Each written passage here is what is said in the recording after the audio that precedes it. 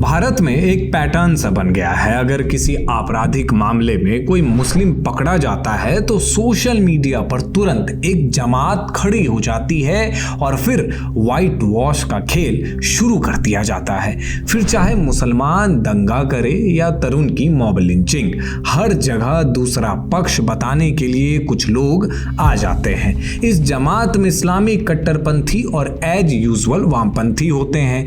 नासिक की TCS BPO branch में हिंदू महिलाओं का यौन शोषण हुआ, उन्हें अपमानित किया गया, उनके धर्मांतरण का प्रयास हुआ और ये सब करने वाले मुस्लिम टीम लीडर्स थे। लेकिन फिर भी इन्हीं मुसलमान अपराधियों को ही विक्टिम बताया जाने लगा। पहले मैं आपको ब्रीफ में मामला समझाता हूं और फिर बताता हूं कि व्हाइट वॉश कैसे चल रहा है। नासिक में TCS के BPO विभाग में काम करने वाली हिंदू महिलाओं ने आरोप लगाया कि कंपनी के 6 मुस्लिम टीम लीडर्स ने उनका यौन शोषण किया, फिर ब्लैकमेलिंग की गई, डराना धमकाना और जबरन मुसलमान बनाने का दबाव बनाया गया। ये सब करने का आरोप है TCS में काम करने वाले टीम लीडर्स आसिफ अंसारी, शफी शेख, शाहरुख खुरैसी, रजा मेमन, तौसिफ अत्तार और दानिश शेख पर। पुलिस ने अब इन्हें गिरफ्तार कर लिया है और पूरे देश में इस मामले की चर्चा हो रही है।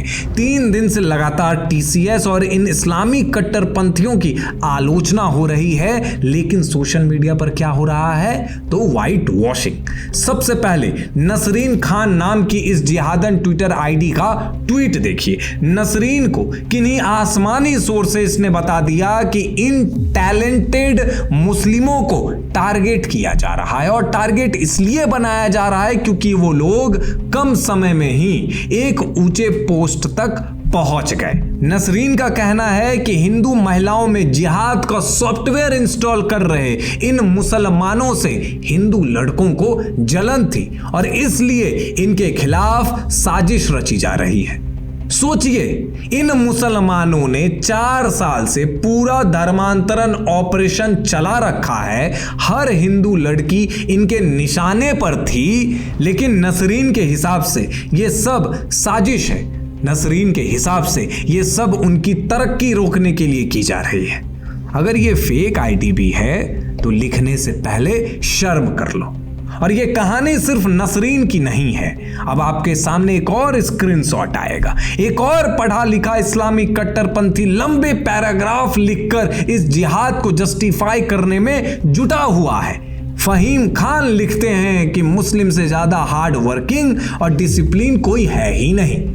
बात भी सही है, डिसिप्लिन तो है, लेकिन धर्मांतरण करवाने का डिसिप्लिन। फहीम खान ये भी लिखता है कि मुसलमान तो सिर्फ नमाज के लिए जगह मानता है।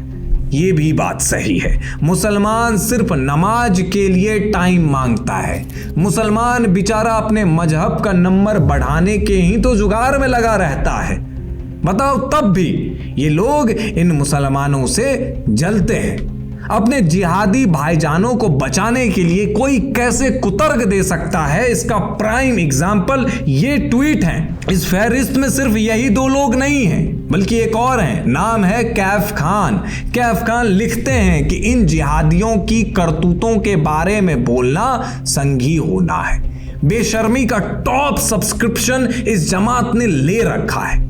और अच्छा, ये काम सिर्फ ये इंडिविजुअल मुसलमान ही नहीं कर रहे, बल्कि कई मीडिया संस्थान भी या तो व्हाइट वॉशिंग में लगे हैं या फिर स्ट्रेटेजिक साइलेंस अपनाया हुआ है। स्क्रॉल और द वायर जैसे पोर्टल जो दिन भर कुकुरहां करते रहते हैं, वो नासिक वाले मुद्दे पर मुंह में दही जमा लिए हैं। TCS सर्च करने पर इनके पोर्टल पर एक खबर नहीं दिखती और वजह सिर्फ इतनी सी है कि आरोपी एक मुसलमान है। और इन पोर्टल्स के लिए व्हाइट वॉशिंग कोई नया धंधा नहीं है, बल्कि इनका यही मेन धंधा है, क्योंकि ये वही लोग हैं जो लाल किला ब्लास्ट के वक्त उमर के लिए आंसू बहा रहे थे। उसके घर जाकर रिपोर्टिंग की जा रही थी, बताया जा रहा था कि उमर कितना होनहार छात्र था।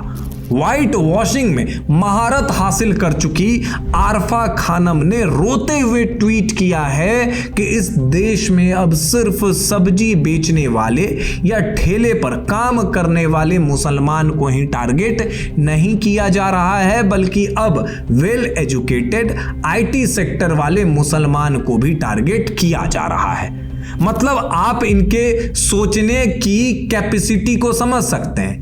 देश के सबसे बड़े आईटी कंपनी में कॉरपोरेट जिहाद चल रहा है, बीफ खिलाया जा रहा है और ये लोग चंद लाइक, शेयर और कमेंट के लिए सोशल मीडिया पर उन महिलाओं के इज्जत, आबरू और मानसिक हालात के साथ खिलवाड़ कर रहे हैं। उन महिलाओं को ही दोषी बना दिया जा रहा है। इन लोगों को शय मिलती है इंडियन एक्सप्रेस जैसे अखबारों से, वही अखबार जिनके मुख्य संपादक का एक वीडियो खूब शेयर किया जा रहा था आज से कुछ दिनों पहले तक, और कहा जा रहा था कि संपादक महोदय ने क्या लिखा है, क्या बोला है, जर्नलिज्म की क्या नजीर पेश की है।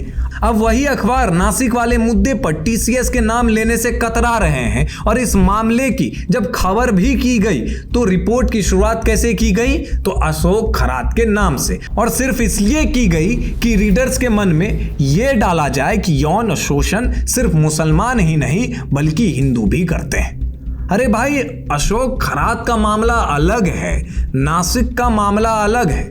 बुद्धि कहां चली जाती है इन खबरों को रिपोर्ट करने से पहले।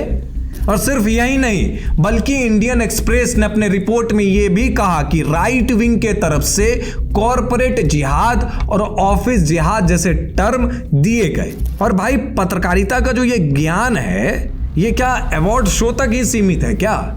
उस वक्त कहा गया वो ज्ञान जब लिखा गया कि एंड दे हैंग्ड याकूब मेमन, और मेन स्ट्रीम मीडिया तक ने अपने शुरुआती रिपोर्ट्स में कहीं भी टीसीएस का जिक्र नहीं किया, बल्कि क्या लिखा? IT firm. क्यों? इसलिए कि विज्ञापन ज्यादा जरूरी है। किसी महिला के साथ कुछ भी हुआ हो, उनको क्या लेना देना, कंपनी का नाम लेंगे तो विज्ञापन नहीं आएगा। ये तो बात हुई संस्थागत तरीके से काम करने वालों की, लेकिन आप लोग फायर डिसूजा के नाम से वाकिफ होंगे। वही डिसूजा जो देश के हर मुद्दे पर इंस्टाग्राम पर स्लाइड बना देती है, लेकिन टीसीएस वाले मामले पर चुप्पी साध ली। इसलिए क्योंकि यहां आरोपी मुस्लिम है। जब सोशल मीडिया पर इसको लेकर क्वेश्चन किया गया तो इन्होंने पोस्ट तो किया, लेकिन उसमें सेक्सुअल हैरासमेंट जैसे शब्दों का प्रयोग किया, और एक जगह रिलीजियस शब्द लिखा भी तो उसको पुलिस के बयान के हवाले से कोट किया।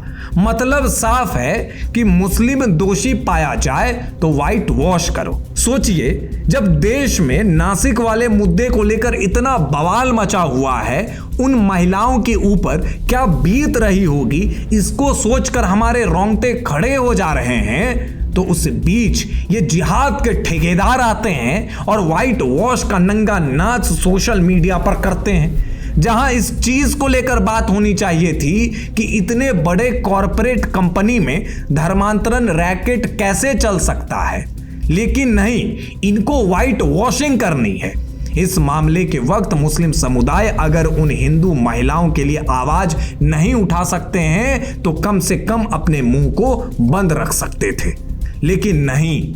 आपके इस व्हाइट वॉशिंग ने हमें फिर से बता दिया कि हिंदुओं को लेकर आपके मन में कितनी नफरत है, और आपका एक और असल चेहरा हमारे सामने आ गया। देखते रहिए ऑप इंडिया।